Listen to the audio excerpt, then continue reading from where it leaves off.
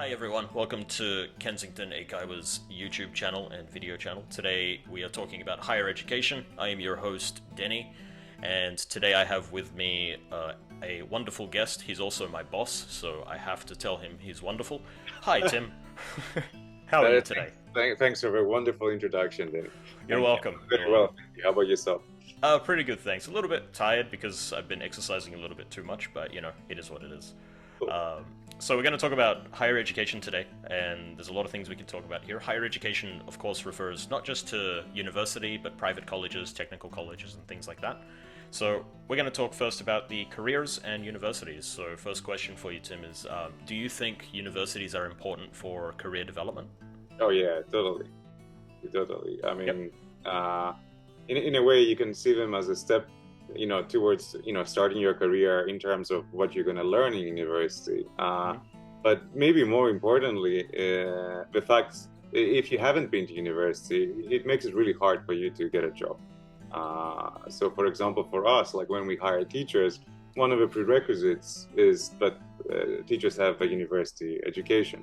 That doesn't really mean much per se, but it does mean that the person valued education, valued learning. So it's a very important part of being a teacher.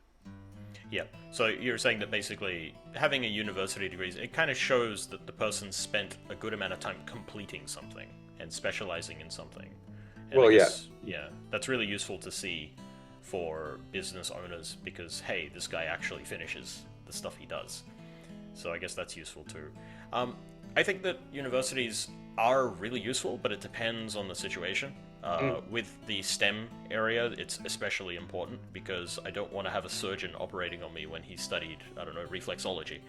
So having them specialize and spend a lot of time on those things is really, really handy. But I also think that with the advent of new technology, the internet, a lot of private education and online stuff, all online, not only the competition's gotten very high, but also the costs have gone down, and university now, I think it's struggling to fit into the modern world. I think that 20 years ago, oh yeah, for sure, universities definitely are very useful, but nowadays it's a lot more difficult to justify. But that's more in the West because costs are really, really high. So have you ever attended a university? Well, yeah, I have. I mean, after I finished high school, I'm from Greece. I finished high school in Greece. I graduated, and then I went to the UK for my higher education. I did a bachelor's degree in management science, and then I did the master's degree in business administration. Right. And how was that experience for you? Well, I mean, it was really, useful. But I mean, going back to your point about how useful it really is, I didn't really learn anything to prepare me to manage a company.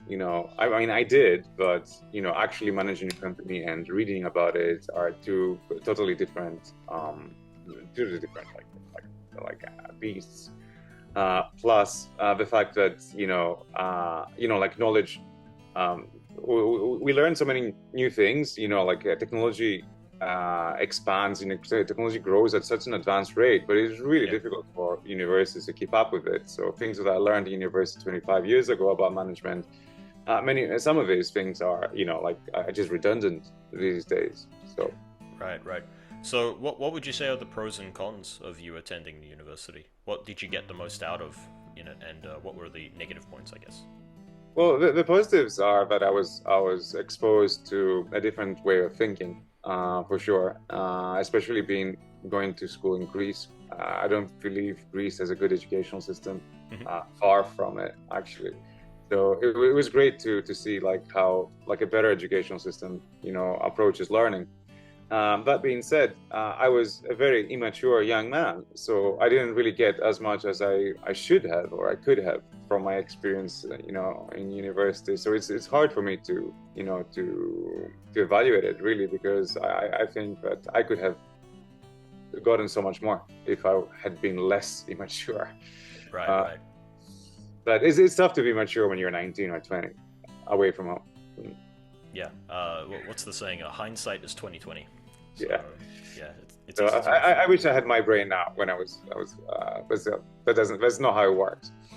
Yeah, I was thinking that last night actually about high school. So yeah, I've never attended a university. I'll add that I'm not a university graduate. Which why did you hire me? Oh, yeah, But your application was really good. oh, that's good. Thankfully. And Oh, okay, great. we missed that part as well. Oh, okay, cool. Phew. Sweat off the brow. But yeah, going back into it, I never attended university because Australia we have to pay tuition, and tuition is very expensive in Australia. And coming from kind of a family which never really had that much money, it would have been really, really heavy on our finances to be able to go to university, and I would have to take on a lot of debt. And at the time, I just did not have interest in studying anymore. But I did end up going to a technical college, and it was a place called TAFE in Australia, and I got a diploma in digital media, so I studied animation, 3D modeling, lighting, camera techniques, all various things in the digital field. And it was a very practical kind of education. So I was doing a lot of projects and things like that, which I really enjoyed. It was lacking in theory, which I appreciated. And then after that, I ended up studying TESOL, which is Teaching English as a Second Language. I did an advanced diploma in that. And it was all self-motivated, so there's a lot of self-study involved. I did go to like a 1-week course at a school, and it was really enjoyable. But I'm a really self-motivated person. I'm very curious, and when I have interest in something, I tend to obsess over it. So I ended up obsessing over these things, completing them. And then I moved eventually into studying counseling as well, which I'm not going to be a counselor, but the techniques that I've learned in counseling have helped me tremendously because it bleeds into education, which is my main focus at the moment.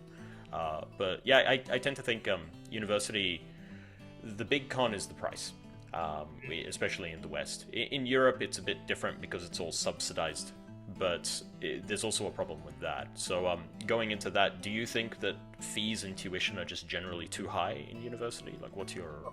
From what I've heard, like in the US, probably they are. In my country, the university higher education is free, which I think is a terrible idea. You should always pay for stuff, I think. If you don't, you probably, first of all, they're not that good. They're not going to be that good.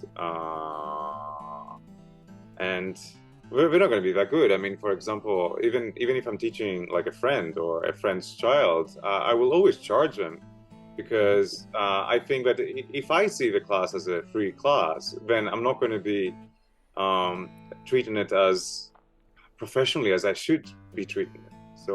So imagine it like in a large scale, like over one country, and you're gonna have like, I think you're gonna have like serious trouble with that. So zero is not a good price for it. Too high as well. I think there should be like a certain like price level where it's affordable for everyone. Maybe it should be scaled, depending on people's income levels, which I think is the fairest thing to do. It could be free for people from low income levels, affordable for people from subsidized for people from mid income levels, and you could pay the real cost if you have enough money. And why shouldn't you, right? Why should somebody subsidize a rich person's kid? It's just not fair, I think, economically speaking. So that's what I think. Sorry, well, how about you? I tend to agree with you for the most part. I think that zero is not good because, as you mentioned, when something is free, you tend to not value it appropriately because you know that you can just leave and not care about the outcome. I can't remember the exact wording for it, but when you invest so much time in something, you actually start to value it because, hey, this is time and these are resources that I put in. So you really want to actually get a return of investment. But when it's zero, it's like, whatever, who cares? I'm just going to go have a coffee and not care about it. So I definitely agree with that. And tuition I would say, is definitely too high because with the internet coming in, we can learn so much, which is the same caliber as university. The difference is that the educators are experienced. That's like the main difference. And one of the big problems that's come out with university is they tend to have like an ivory tower mentality where they think, okay, we can do the research and we know everything, but they're a little bit detached from the real world of how real people function in the economy. And in order to learn all the university things, you need to pay I think it was $72,000 for an education degree in the States. And for example, if I want to teach in Australia, I need a license and I have to pay something like $50,000. And it's bizarre to me because, having a lot of experience should be a big benefit and should kind of pass you through that barrier, but you need to go to uni to get just a license. It's a $50,000 license, and I think it's definitely too expensive, and they need to adjust these things and manage it according to our current climate, which is technological and moving forward, especially with AI coming in. So I guess last question for you is, do you think that Japanese people are too focused on studying or not enough? What do you think? Well, I can talk a little bit about maybe younger learners, which ties a lot of my experience these past years. I think in the Japanese educational system, doesn't place a lot of weight on students expressing, their opinions, as well as we should. There's a lot of focus on getting a grade, doing what the teacher says, following what the teacher says, like, answering worksheets and things like that. But there is not much emphasis on, teaching kids how to express their opinion, how to communicate thoughts, what the difference between fact and opinion are, things like that.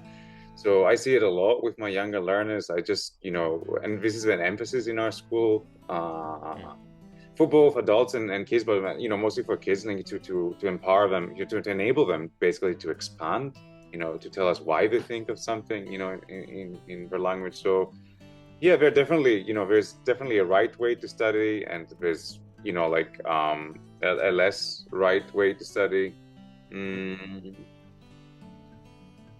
So I think generally speaking, I think generally speaking, that we have to teach the kids anybody really, not only kids, to be curious and to be accountable for their own learning. So you cannot force feed people things. You cannot force them to learn something. You have to enable them to learn something. So I think that should be basically the focus of education. Okay, I tend to agree. I think that Japanese students, they're too focused on studying for specific answers for everything, instead of, as you mentioned, being curious and learning to kind of, I guess, integrate knowledge. So it's connecting things together through just curious exploration, because that's a real form of studying as well.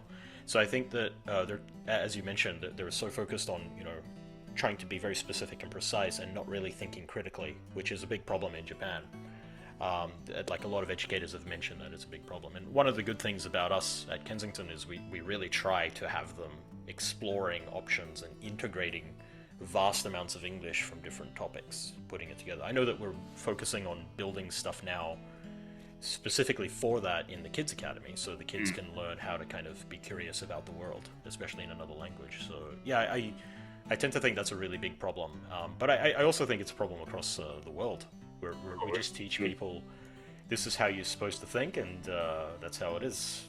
Go to the office, mate. So no, you gotta think a little bit. You gotta question things, and I think that's the importance of philosophy. But that's a very different topic for a very different time. So, all right. So that's all we got time for today. So thank you for your time, Tim. It was a good conversation. Thanks, Annie. Thanks, man. You've been a wonderful host. I'm happy to hear that. So thanks, everyone. Thanks for listening. I hope the English was valuable to you, and we'll see you in class. All right. Adios. Have a good day.